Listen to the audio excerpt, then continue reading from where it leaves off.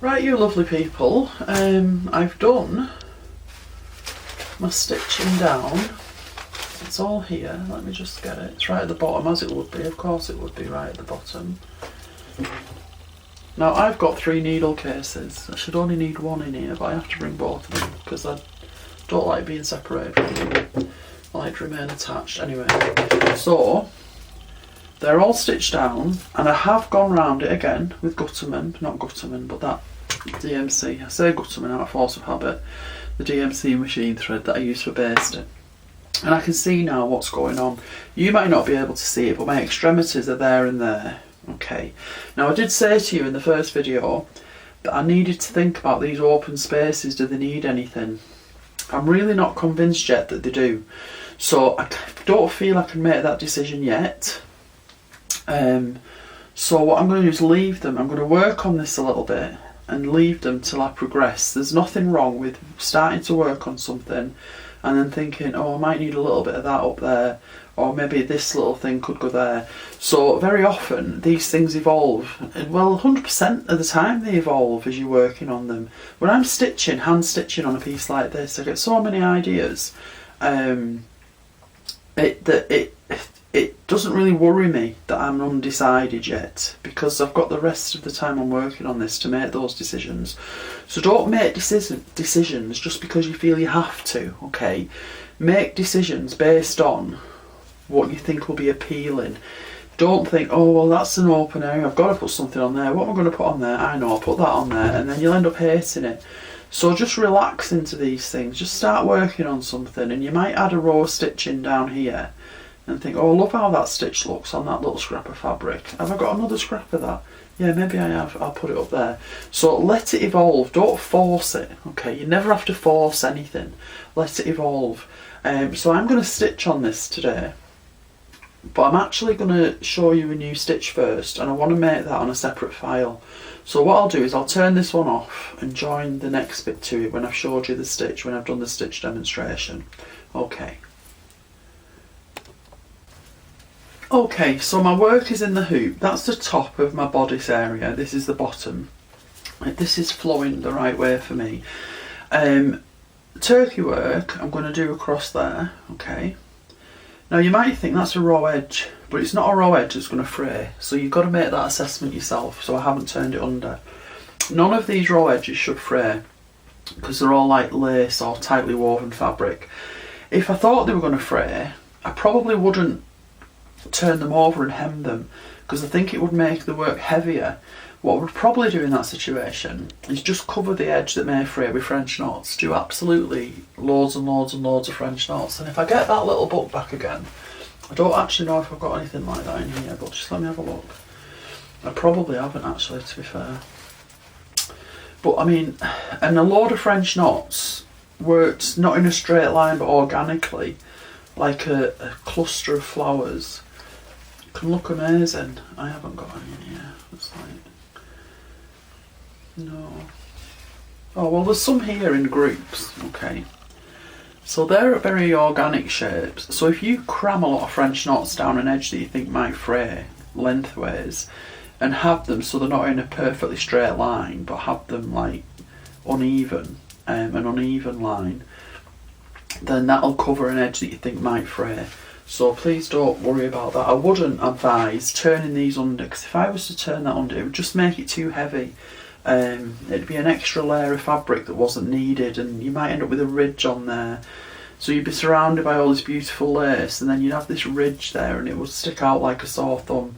So I'm going to do turkey work across there in white cotton abroad, and now I'm probably going to work on this, mostly in white for now. As we progress, I might think it needs a bit of a lift with something, but I'm thinking I'm going to keep this subtle. And I haven't done subtle for a while, so excuse me. So if I do turkey work across here, and then I already know I'm going to do bullion loops along the top of that lace.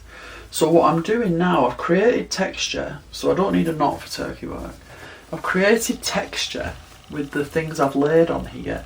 Now I'm going to enhance that texture with hand stitch, and as I progress with this, I'll make decisions about what's going to go where and what else is going to happen on here, and you'll find yourself that when you're working on yours, these thoughts will go into your head about, oh, I could do that, I could do that. Write them down in that little notebook I advise you to get at the start of the class.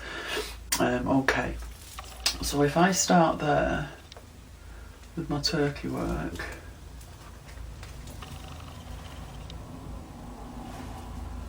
now you might struggle to see what I'm doing, I guess, because it's white, but right, so that's my first one. So now I want my first loop. I'll do them all the way across the top of there, and you'll find that once you've done a couple of these seams,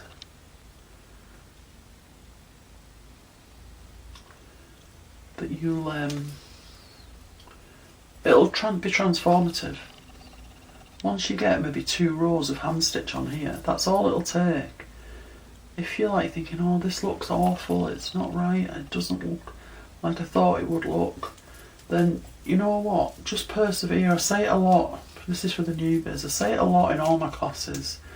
See the bigger picture, you've got to invest a bit of time before it starts to come together. I mean, that might not be the case, don't get me wrong, you might have pieced your things on the surface and absolutely love it from the get-go. That's good. But you won't necessarily feel like that. You'll think, oh, this is just a jumble and a mess. But please just try and do a couple of seams. I'm going to do all the seams on here with different hand stitches. So I won't do all this turkey work because you know how to do it and you don't need to see me do it. But I'll do some bullion loops next. It does get caught around your thing on your hoop. It's an absolute pain. So what I'll do is I'll do my securing stitch for this next. And I'll leave it. And then when you get the pictures, hopefully that'll be done. So you'll get the picture of it. Right, so that's the first little bit of turkey work on there. Might get lost because it's white on white. But I'll assess that as I proceed, because there's a few things I could do there.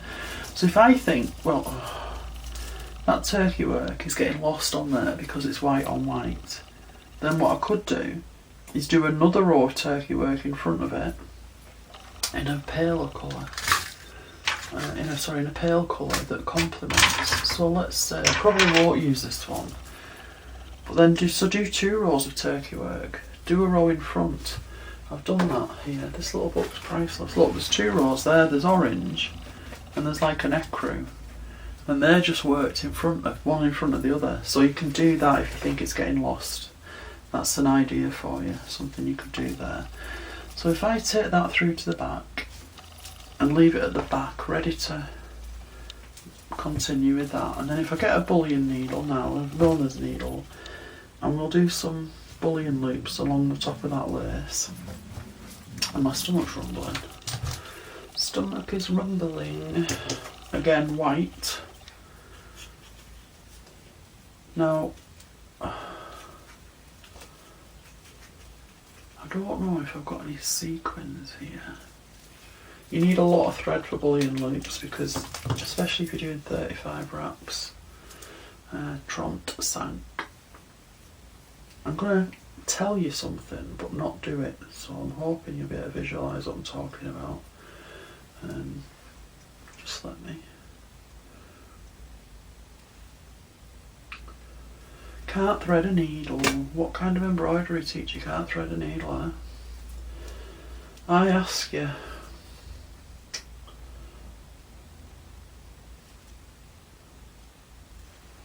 Right, so I'll start up this end of the lace and I won't get caught up there with the turkey work.